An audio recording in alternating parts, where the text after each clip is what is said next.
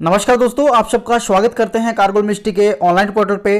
तो चलिए शुरू करते हैं आज की डिस्कस को। बात करेंगे नई शिक्षा नीति का निचोड़। इस वीडियोस में अपन प्राप्त करने की कोशिश करेंगे। हाल ही में 34 साल बाद नई शिक्षा नीति यहाँ पे लागू की गई भारत के द्वारा।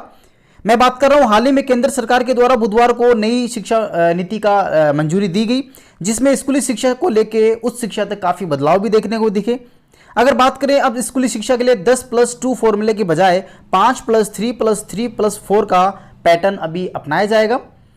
अगर बात करें इससे रिलेटेड तो यहाँ पे 5वीं तक बच्चे मातृभाषा और क्षेत्रीय भाषा में भी यहाँ पे विषय ले पाएंगे, जिसमें बच्चे मनपसंद विषय का चुनाव भी कर सकेंगे, जैसे art, science, curriculum, extra curriculum और वोकेशनल शैक्षणिक विषय जो हैं इसके बीच का अंतर भी यहाँ पे खत्म कर दिया गया। 6ठी कक्षा से बच्चों को कोडिंग भी यहाँ पे सिखाई जाएगी, काफ़ी अच्छा है नई शिक्षा नीति में। उसके बाद में 6ठी कक्षा से ही वोकेशनल एजुकेशन का प्रोग्राम भी यहाँ पे शुरू कर दिया जाएगा।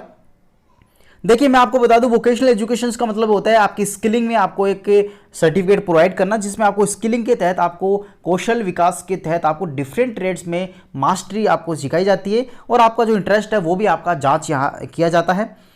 नेक्स्ट अगर बात करें तो इसमें इंटर्नशिप भी यहाँ पे शामिल होगी, जिसमें बच्चे इंटर्नशिप किसी भी कंपनीज के द्वारा छोटे छोटे टूल्स, गैजेट्स बनाना भी यहाँ पे सीख सकते हैं।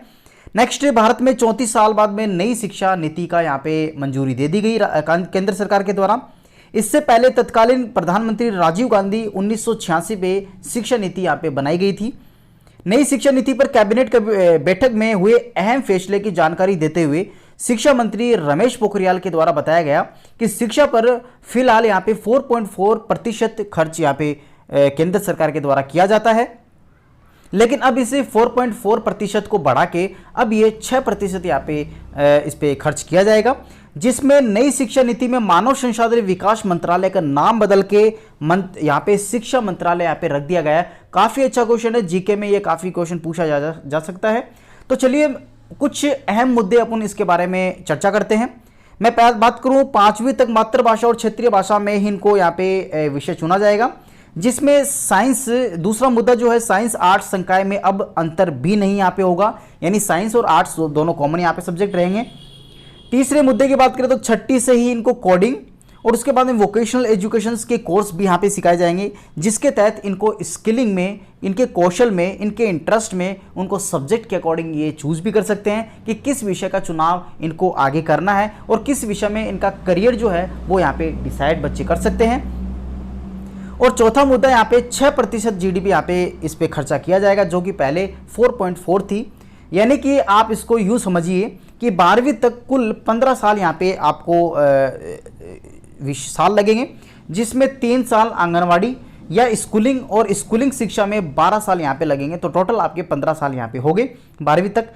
नेक्स्ट अगर बात करें तो इससे रिलेटेड इन्फॉर्मेशन की, तो अध्यापक के अलावा अब जो छात्र है वो स्वयं और उसके दोस्तों से भी यहाँ पे असेसमेंट कर सकता है कि मुझे किस सब्जेक्ट में इंटरेस्ट है। ऐसे समझिए इस बात को, 5+3+3+4 सिस्टम के क्या मायने यहाँ पे हैं।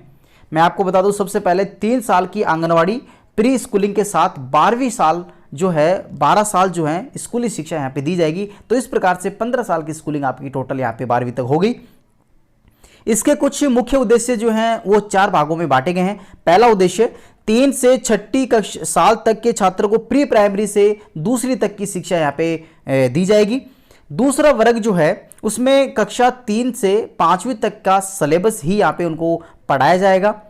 तीसरा वर्ग की बात करें तो 6ठी से 8वीं तक पाठ्यक्रम यहाँ पे होगा, जिसके दौरान सब्जेक्ट का इंट्रोडक्शन भी इनको करवाया जाएगा। जैसे नेक्स्ट सब्जेक्ट लेंगे उनके बारे में इनको समझाया भी जाएगा कि किस सब्जेक्ट में क्या कंटेंट यहाँ पे है। चौथे वर्ग की बात करें तो यहाँ पे 9वीं से 12वीं तक के छात्र यहाँ पे आएंगे, जो कि यहाँ पे सब्जेक्ट का चुनाव अपना कर चुके होंगे। अब समझते हैं आर्टिफिशियल इंटेलिजेंस नई शिक्षा नीति में क्या है। मैं आपको बता दूं, कैरिकुलम का नया बनाया जाएगा, यानी जो भी कैरिकुलम है उसको नया बनाया जाएगा और असेसमेंट 3 स्तरों पे यहाँ पे लिया जाएगा। पहला स्तर की बात करूं, छात्र खुद असेसमेंट कर सकते हैं कि मुझे किस विषय का चुनाव करना है। दूसरा, उसके साथी भी असेसमेंट कर सकते हैं। तीसरा, जो कि पहले अध्यापक करते थे अब वो अध्यापक भी यहाँ पे कर सकते हैं। तो इस प्रकार से 3 स्तरों में इसको बांटा गया है। नेक्स्ट, 12वीं पास करते समय पूरी स्कूली शिक्षा का असेसमेंट जो है वो आर्टिफिशियली इंटेलिजेंसी के आधार पर ही किया जाएगा। जो कि छठी कक्षा से ही यहाँ पे इंटर्नशिप शुरू कर दी जाएगी, जिसमें वैषयिक शिक्षा भी यहाँ पे स्कूल्स में शुरू की जाएगी। नेक्स्ट अगर बात करें तो इसके ऊपर कुल अगर बात करें तो खर्चे की बात करें 3.5 करोड़ की जो सीटें जो है वो नई यहाँ पे जुड़ी जाएंगी, ताकि उच्च शिक्षा से ज़्यादा से ज़्यादा बच्चे जुड़ सके और ज़्यादा से ज़्यादा बच्चे इसका फ़ायदा भी उठा सके। अपना पाठ्यक्रम अंडर ग्रेजुएट कॉलेज अब और ज़्यादा स्वायत्त यहाँ पे बन जाएंगी, जिसमें वो स्वयं अपना डिसीजन ले सकते हैं और स्वयं ही वहाँ सिलेबस और कैरिकुलम भी यहाँ पे डिज़ाइन कर सकती है। हर कॉलेज, अंडर ग्रेजुएट कॉलेज की बात कर रहा हूँ।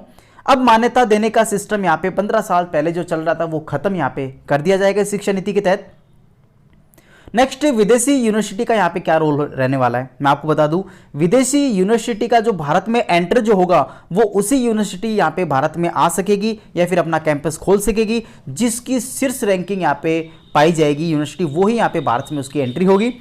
नेक्स्ट अगर बात करें तो बीएड कॉलेज बंद होंगे। अब क्या बीएड कॉलेज को बंद किया जाएगा? देखिए, इसको समझिए कुछ इस प्रकार से, 4 साल का बीएड कोर्स तो होगा, लेकिन बीएड कॉलेज बंद यहाँ पे कर दी जाएंगे। सामान्यतः ये कॉलेजेस सामान्य कॉलेज से ही यहाँ पे इस कोर्स को करवाया जाएगा। नई शिक्षा नीति में यह भी अहम बात है कि अब छात्र छठी कक्षा से वोकेशनल शिक्षा के साथ साथ अब यहाँ पे अप्रेंटिस भी कर सकता है, जिससे उसको जॉब के काफ़ी अवसर मिलेंगे। नेक्स्ट बात करें तो शिक्षकों का पाठ्यक्रम यहाँ पे क्या रहने वाला है।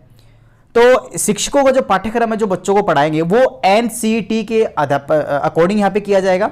और ये पाठ्यक्रम का ढांचा जो है एनसीएफटी 2021 के द्वारा यहाँ पे गाइडलाइन के अनुसार यहाँ पे पाठ्यक्रम का डिसाइड यहाँ पे किया जाएगा, अध्यापकों को क्या पढ़ाना है, कैसे पढ़ाना है। नेक्स्ट बात करें तो आखिर अब साइंस के साथ इतिहास भी क्या पढ़ सकेंगे बच्चे। तो मैं आपको बता दूं, इस शिक्षा नीति के तहत यहाँ पे ये भी एक संभव हो सकेगा। तो यहाँ पे जो बच्चे हैं वो नई शिक्षा के नीति के तहत यहाँ पे साइंस के छात्र इतिहास या आर्ट्स या फिर अन्य सब्जेक्ट भी इसके साथ पढ़ सकेंगे, लेकिन पढ़ाई पूरी होने पर मुख्य सब्जेक्ट यानी कि आर्ट्स या साइंस संकाय के आधार पर ही आपको ग्रेजुएट की डिग्री आपको दी जाएगी।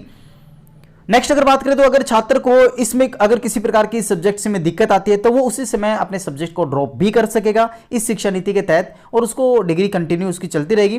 क्या नौकरी में इसमें छूट मिलेगी? तो मैं आपको बता दूं, जो नौकरी आप करना चाहते हैं वह 3 साल का ही डिग्री प्रोग्राम यहाँ पे करेगी, जिसमें 1 साल में एमए के साथ 4 साल के डिग्री प्रोग्राम के साथ आप लोग आगे की ग्रेजुएट पीएचडी भी कर सकते हैं। नेक्स्ट अगर बात करें तो जो 12वीं के बाद में काम शुरू करना चाहते हैं, यानी कोई नौकरी करना चाहता है या फिर कोई धंधा करना चाहता है, उन्हें अप्रेंटिस से मिले व्यवहारिक ज्ञान का फायदा भी यहाँ पे उनको हो चुका है। ये कंप्लीट जो गाइडलाइन है नई शिक्षा नीति, ये के कस्तूरी रंगन अध्यक्ष की ड्राफ्टिंग कमेटी के अकॉर्डिंग यहाँ पे कही गई है। ये क्वेश्चन भी आप लोग याद रखेंगे, कभी ना कभी किसी जीके करंट क्वेश्चन में पढ़ सकता है कि नई शिक्षा नीति जो है किस ड्राफ्ट कमीशन के कमेटी के अकॉर्डिंग दी गई थी, तो वो है के कस्तूरी रंगन।